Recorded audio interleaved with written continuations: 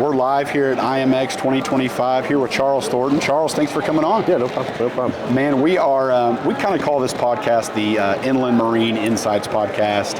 We're really here just kind of engaging with folks at IMX, discussing, really just trying to highlight the people and ideas that are really driving innovation in maritime logistics.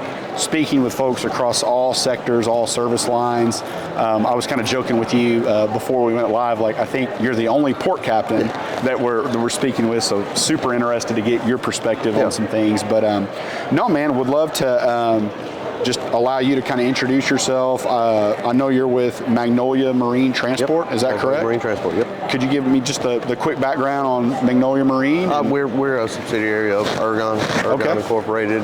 Magnolia, a big conglomerate, refining and lube oils. Okay. And we kind of run the transport side of it on the barge, the river side, the maritime side. So we've got 29 vessels, about 150 barges. Okay. And I'm currently the port captain, for them. So, cool.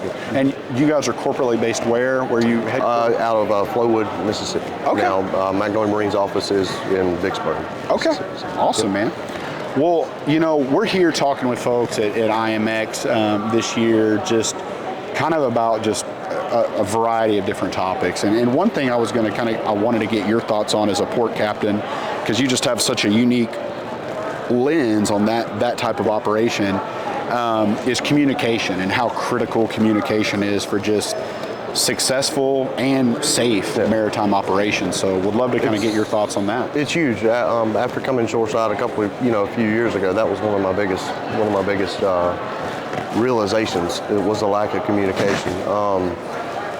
Towboating is towboating. It has been for 150 years. It's the same thing. We're moving the same stuff on the same rivers, for the most part, laying the same wires. Yeah. It's all the same. The channel might transition and change day to day, but as far as operationally, it's the same thing. We have all the information we need to be successful right in front of us. We just need to use it. Yeah. I feel like everybody kind of would get hung up on innovation and finding the next big thing that's the silver bullet that's gonna fix our industry, and it's not there. We've already got it. Just use it. You got high water coming. You've got a rapid rise after a period of low water drift. Things like that. It's coming. You've already got the safety alerts. You've already got the incidents. You've already got it. Just pull it out. And get it in front of your guys. Communication has been key in our success, and what's been some extremely tough times over the last few years with record low water. On the lower, and we've had great success, and actually been able to push some of our parameters a little bit further than we ever have been able to because of communication and innovation. Things like Rose Point, tracking, sounding, stuff like that for Vicksburg Harbor. We were able to push our ability to deliver for the customer further than we've ever done, just because of talking to our guys and sending them things out. Look, you're going to be here. This is what you got coming. This is where you need to be. So communication is huge. Man, I love it. You said something that really kind of resonated. You were talking about the silver bullet, or I kind of call it like shiny object syndrome. Right? Exactly. There's a lot of good ideas out there, and IMX, quite frankly, I mean, innovation is great. It is. But innovation without being efficient and leveraging what we have in front of us, I think that's something that's overlooked a lot. Well, gauging the ability of that innovation to actively affect change is big. Being here, getting a pulse of the industry, seeing where things are going from an engineering standpoint, all that's great. The innovation needs to continue. But from an operational standpoint, like you said, I feel like we get the silver bullet. Everybody wants to, hey, look what I did. And that's great. Everybody needs recognition for what they do, and we've already got the information we need to be successful. We got it all right here. We can do this. It's just, you got to talk. Our industry, historically is quiet. It's literally the backbone of our country. You shut our industry down, you shut the world down. But you don't, like myself, I didn't know what a towboat was. I had never seen one. 18 years old, 17 joined the Marine Corps and did my 4 years there and got out, and a buddy of mine, kind of started talking to me about the industry, and I had no clue. It's a quiet industry, and that goes for internal as well. You get guys that don't give their notes out, guys that don't tell people, about things they have coming, and I think the way of the future is talking about stuff. Sure. And you'd be surprised at just how many things you can avert, just letting somebody know what they've got coming, and putting in controls that even if I don't let you know it's coming, something's going to let you know it's coming. That's something that we've done as far as innovation with Rose Point and stuff like that, giving our guys alarms, letting them know what they've got coming. Yeah, man, that's great. Another thing I kind of wanted to get your thoughts on, Charles, was, it sounds like you've had a pretty broad career kind of working into the role that you have now.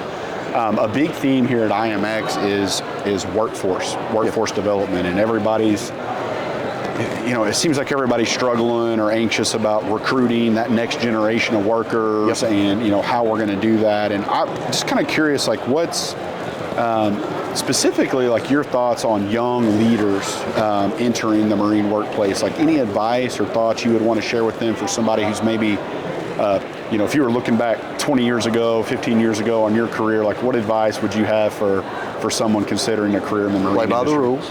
Yep.